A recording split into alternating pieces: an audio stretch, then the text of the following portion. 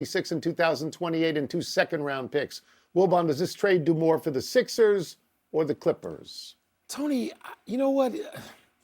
It's a haul for James Harden, which I don't really understand. I mean, James Harden at this point, at 34 years old, I mean, James Harden, and you got to give James Harden money to keep him beyond being a rental. So I understand that the Clippers need to do something now. You know, they've got an older team. They got guys, obviously, even their big stars. Kawhi Leonard, Paul George can't stay healthy. You got Westbrook. You got a veteran team. You got to do something now, and they're opening a new arena next year. You want to fill that. Harden maybe helps. He's going home where he's a big star still. But James Harden didn't even talk about winning. He wants to get paid. He wants to have a certain lifestyle, a certain life. That's his thing. I don't know that he makes the Clippers any better, even though it's a big star attraction. The Sixers have to take those picks and turn them into someone who can help Joel Embiid now. Not in 26 or not in 28, because he won't be there if they don't get better now. But I trust Daryl Morey can do that. So, Tony, it depends on what the Sixers turn these picks into. That's a lot of picks to give up for James Harden. And then you got to pay him to keep him? $40 million? What? I ain't paying James Harden that kind of money. Let's be absolutely certain about this. Okay. The big winner in this trade is James Harden, because he got to go to exactly where he wanted to go, and why the Sixers accommodated that is beyond me. Yes, all of these guys are spare parts and stuff in the future. You put some of it or most of it together, you get a quality player as soon as you can. You got to understand this. The winner of the trade is Philadelphia, because James Harden was dead to them. They weren't going to play him. He wasn't going to play there. He's not an asset at that point. No. So you take what you can get, and it's unfair to say that they're not contenders because they didn't get enough for him, because he's not going to be there. He's out of the picture. In terms of the Clippers, here's a statistic that I think is interesting. 3 of the top 6 active scorers without a championship ring are Westbrook and Harden and Paul George. They always disappoint in the playoffs. Kawhi's the only guy who's ever won anything. Yeah. They are perennial disappointments in the playoffs. Harden played with great players at Oklahoma City, at Houston, at Brooklyn, and Philadelphia, and he never won. So I don't know who wins this thing except Harden. I don't either. Tony, here's the other thing. You got 4 ball-dominant players who are going to be in the same lineup, presumably at the same time. And T. Lue's a hell of a coach. I don't even wish this on T. Lue, who I like too much for too many years, to wish this crew on him. But fascinating. On a day where the NFL trade deadline was supposed to be the big news, we know what the big trade news really was. Let's move to the World Series, where the Rangers won Game 3, but at a cost. Your boy Max Scherzer left the game in the 4th with back spasms, and Adolis Garcia strained a muscle during a swing in the 8th. Tony, how should the Rangers feel then about the state of their team exiting Game 3? The Rangers should feel tremendous urgency to win tonight, to go up 3-1. Because if Garcia is lost to them, he is their best hitter at the moment. 8 home runs, 22 RBI in the postseason. Did you see his throw in the 2nd inning that cut down the runner trying to score, which would have been the first run for Arizona? That could have been a very big inning. And Christian Walker, I think it was, and he cut him down. So if he's out, Mike, that really hurts. Max Scherzer, less so. He's a starting pitcher. He might not have to go again in the series. Now, to be fair, he got 9 outs and he didn't yield any runs, which was a good effort. But I think they want to go up 3-1 desperately. I think the other way doesn't work for them. And maybe it's all going to be on Corey Seager. Corey Seager in Game 1 hit an incredible clutch tying home run. Last night he hit it out, and he basically won the game. Not only that, he played a great defensive play in the 8th inning. Arizona had scored. They had one on first. He goes into the hole, backhands it, starts a rally-killing double play. They pay him $35 million this year. If they win, he might be worth it. I'm going to go much more small picture here. How should the Rangers feel about their team? Damn great. They won a World Series game. They're up 2-1. You feel great about that. Baseball's day to day. It's not the NFL where you look, days and a week ahead. You're not doing that. You're trying to get through the day. They're up 2-1 in the World Series, Tony. And by the way, Garcia's at the ballpark. They don't know whether he's going to play. I'm sure he's going to work out. go through some physical activity to see if he can do what he hurt, how bad he's hurt. Maybe he's not hurt that badly at all. But, and I realize he is their big star in these games to play, Tony. Yeah. But come on now. Texas didn't get to this point by being a one-man team. They're now 9-0 in the road. 9-0 in road games. And you better hold on to your signals, because I got a guy behind you making notes. We move now to the NFL. The Detroit Lions bounced back last night from that total beatdown by Baltimore, 38-6, and they beat the Raiders on Monday Night Football, 26-14 in a game that was not that close. Well, about the Lions, who you love so much, are now 6-2. How should they feel about where they are and what's ahead? They should feel as great as the Texas Rangers. They should feel great. They're in first place. They're going to win their division. They're not treating it as that. They're saying all the right things, at least all the things I heard post-game. The Vikings are about to start a rookie quarterback next week, and we don't even know what their situation is going to be going forward with quarterback and who's going to be there. The Bears are going to be much closer to having the first pick in the draft than the top of the division, and the Packers are not the Packers anymore. So let's forget about that. So the Detroit Lions are in control. This is the only time I've said this in my whole life of watching that division. Yeah. The Lions are in control of that division. There's only one way to feel. Well, let's understand something here. Their coach, Dan Campbell, always talks about don't be a victim of the hype. Don't buy into the hype. With what is facing the Detroit Lions, they're going to be inundated by hype. Because you're right, they're going right through that division. They've already won 6 in a row in that division, and they're going to win the next ones because they're better than all the other teams by a substantial margin. Let me tell you what they got coming up, all right? They got the bye, and then they've got at Chargers, Bears, Packers, at Saints, at Bears, Broncos, at Vikings, at Cowboys, Vikings. Only one team, Dallas, with a winning record, only one team. Mike, they'll win 7 of those games at least, maybe more. They're going to go into the playoffs with 13 or 14 wins, the Detroit Lions. And the hype machine is going to be overwhelming at that point. But Tony, I like the way the Lions played, not putting all of the pressure on Goff. I like the way they went about it. The Raiders stink. The Raiders are no good. So last night's win specifically, the reason we're not getting at that is because it doesn't mean a damn thing. But just the way the Lions are approaching all of this, Tony, it seems to be the right way. And Campbell, by saying let's ignore the hype, has the right tone with that team. Good for them.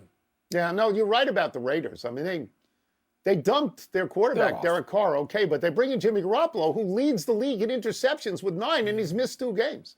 Let's take a break. Coming up, the Niners land themselves a big-name pass rusher. We're going to ask Jeff Saturday whether this fixes their issues. We'll also ask him whether I'm right to pin the Chiefs' offensive struggles on Matt Nagy.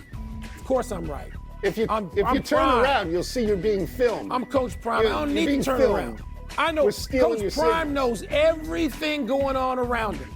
Everything. I'm wearing different glasses because I can't see through the other glasses to read. We'll start with this, Jeff. The Washington team traded pass rusher Chase Young, who was just great as a rookie. They traded him to the 49ers for a 3rd-round pick. This reunites Young with his Ohio State teammate Nick Bosa in what is a really stacked defensive front now. You played center. You're on a line that has to block people like this. Do you think this will solve the Niners' pass rush issues and defensive issues? All right, before I get into this, I just got to say, what a great way to finish my day. 2 great-looking men. We got a Harbaugh and a Coach Prime. I mean, it don't get no better than this. You know what I mean? I started my day with Chris Canty as Prince, ending it with you 2 Jims. Ain't nothing better than this right here. Yeah. I'm way underdressed. I feel way underdressed, but you guys look fantastic. All right, now to the 49ers. This is a definite bolster for them, and I'll tell you why. From an offensive line perspective, they're trying to overwhelm you with one-on-one matchups, right? So you got Bosa, you got Young, you got Armstead. You try to continue to bring guys in to create one-on-ones. Now you're going to have to keep a tight end in or maybe a tight end and back because you know at some point, if you have all these one-on-one blocks, these guys can overwhelm you and get to the quarterback. On the back end of that 49ers defense, which you've seen kind of get exposed the last few weeks, That's what they're trying to help. You got to put pressure on the QB to give those guys some opportunities to make some plays on balls. I think this was a big way for them. Again, he hasn't been the same player since he was a rookie, but this will definitely help that 49ers pass rush. All right, we're going to go to a team that has a whole different set of problems on the other side of the ball offensively. I don't know how Dion can see anything through these glasses, so I'm taking them off for a second. Kirk Cousins out, of course, and even though the Vikings have now traded for the Cardinals quarterback, Josh Dobbs, you know, the fact is they're going to start a fifth-round rookie, Jaron Hall, against the Falcons. You played center, Jeff. What do you tell a quarterback making his first start, a rookie making his first start at that position? Wow. Yeah. Don't worry about winning the game. Just don't lose the game. That's really what you tell them, right? Like, we're going to do everything we can to protect you. We're going to try to give you smart throws, try to run the ball, let the offensive line kind of do its part. Do not think you got to come in here and wing this thing all around and make play after play. We're going to try to set up big shots, get you some easy throws, but if it doesn't work out, don't turn the ball over. We'll stay in any game as long as you don't turn it over. I really think this is actually a smart move, though. When you're bringing Dobbs over, there's no way he can learn this offense that quick. He might be able to learn a very condensed version of a few plays, but you want this kid to go in, take his time, figure this out. But if you're the Vikings, you realize when he tore his Achilles, Kirk Cousins tore your season. It took a significant dive. You're hoping Dobbs can come in and create some energy, but the reality is, let's try to develop players and trust them. Just don't ruin them. So just tell them, don't try to win it, just don't lose it. We go from the Vikings' offensive issues to the Chiefs of all teams having offensive issues. I am pointing the finger as a still angry Bears fan at Matt Nagy being back there now, being involved in the Chiefs offense, but you're going to give us a more sophisticated answer, Jeff. What's going on with the Chiefs offense? Haters gonna hate. I like it. I respect it. Stay mad at them. You know what I mean? No, listen, they can't catch. That's the problem. If you look at the Chiefs right now, they have the most drops in the NFL. And so they're trying to develop these second, third round receivers, get these guys in, have some things, and they're just not making plays. Everything's going through Travis Kelce. And I understand they have a great relationship, he and Patrick Mahomes. But when you saw the touchdown pass by Moore that hits him right in the hands, what ends up happening, and I say this like this, what happens to quarterbacks, when they keep putting the ball in those spots and guys drop them, they won't, the Tom Brady's, the Peyton Manning's, the Drew Brees, they ain't going to throw you that ball anymore. They'll just skip it. They'll start checking it down to guys they feel more assured are going to make that catch. These guys have got to pick it up, make these plays. They're there. Mahomes makes every throw in the world. The best to do it. You got to keep watching them. These guys got to catch the ball. It's not on Nagy. It's on the players. All right, we will get you out of here on this. The Jets offensive lineman, Xavier Newman, he jumped from the practice squad to the game day roster as a backup. Then he gets in at guard.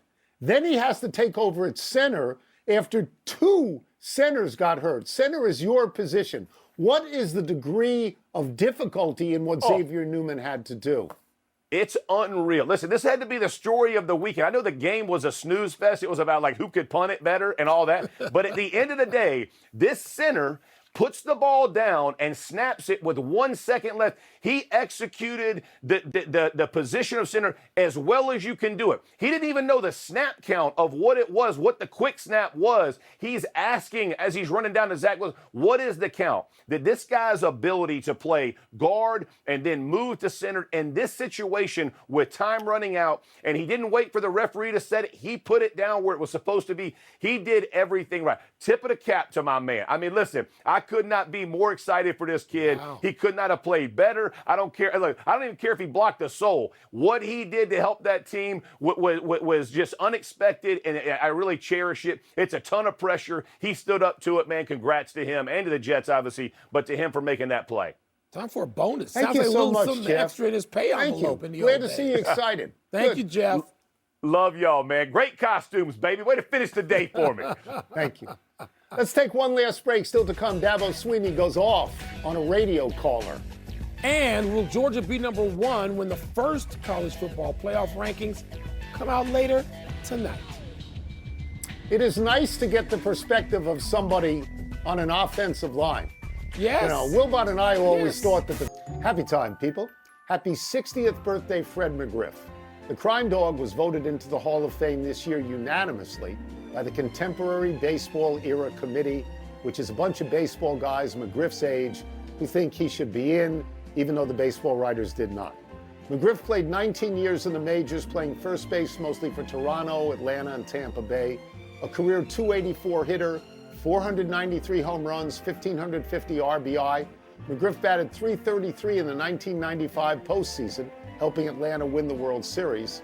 Five-time All-Star, two-time league leader in home runs, and the MVP of the 1994 All-Star Game. Many of you will remember McGriff in that commercial for kids' defensive drills with Tom Emanski because it was only on 10,000 times. Let me just say thanks to the Contemporary Committee, because they got it right. The baseball writers got it wrong. McGriff should have been in the Hall of Fame earlier. The baseball writers blew their chance. I'm glad there's a safety net there to make good. Congratulations to the Crime Dog. Happy anniversary, Case Keenum. On this day 14 years ago, the University of Houston quarterback passed for a career-high 559 yards and 5 touchdowns to lead Houston over Southern Miss 50-43. Despite being the only quarterback in D1 history to pass for more than 5,000 yards in 3 different seasons, Keenum was undrafted and signed with Houston as a free agent. Over 12 seasons, Keenum has been with 7 teams. In 2017, he went 11-3 for the Vikings, including that miracle pass to Stephon Diggs that beat New Orleans in the playoffs. Keenum is currently the 3rd-string quarterback on the Houston Texans, behind C.J. Stroud and Davis Mills. Keenum holds D1 records for passing touchdowns, yards, and completions. Why couldn't the Vikings go to a transfer portal or something and get Keenum back today?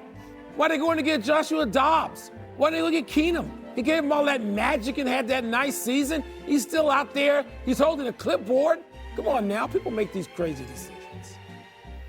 Happy trails to Dabo Swinney's equanimity. The embattled Clemson coach opened the phone line on his radio show yesterday to Tyler from Spartanburg. And Tyler asked, quote, "Why are we paying you $11.5 million a year to go 4-4, unquote. Swinney, whose team just lost to North Carolina State, started slowly, then built into an earthquake. Among the things Swinney said was that Clemson had 12 straight 10-plus win seasons before this one, and 2 national championships in 7 years, and played for 2 others. Swinney said to Tyler, quote, "You're part of the problem. The expectation is greater than the appreciation. We win so much, even when we win, people like you complain. You can have your opinion. You can apply for the job," unquote. Swinney's team hosts number 12 Notre Dame this week, and no word yet if Tyler from Spartanburg will attend that game. There's no set of fans as presumptuous, as entitled, and as dumb as college football fans are about their teams. I know I'm one of them. They just are out of control, and Dabo had every right to come back and dude from Spartanburg, or wherever the hell he's from. Let's go to the big finish. Let's do it. The Washington football team traded Montez Sweat to the Bears, your Bears, for second rounders. That makes sense? Yeah, for the Bears, they have no pass rush, dead last in pass rush. Giving up a second is a lot. They gave up a second-round pick last year that didn't work. Let's hope this works. Lionel Messi won his 8th Ballon d'Or. Okay by you? Well, it seems that every time he actually plays, his team wins, but I never thought an MLS player would win that. Spurs at Suns tonight. What are you looking for in that one? Maybe a little of Wembanyama versus Durant. You know, no Booker, no Beal yet again. The Timberwolves were beating the Hawks by 21 in the third, lost by 14. What? That's a 35-point swing in 24 minutes. Too much magic. Too much magic. Last one, first CFP rankings out tonight. Would you vote Georgia to be number 1? There's only one team to vote for. Who else are you going to vote for? You vote for Notre Dame? What about me? You would. I'm not voting for 7-0. you. Hold it. Georgia. Me. Michigan. Georgia. What? Michigan. Number I'm 1. 7-0. Huh? I'm your conference. Number 1 I'm in your entertainment conference. is right here, Out baby. of time. Coach Prime. Try to do better than Number next time. Number 1 in entertainment in the nation. Kornheiser. The ratings haven't been the same since. I'm Coach Prime. I'm 8-0. Same time tomorrow. I'm not Knuckleheads. 7-0. You can get the podcast on the app or Apple Podcast. And now, you stopped winning. Sports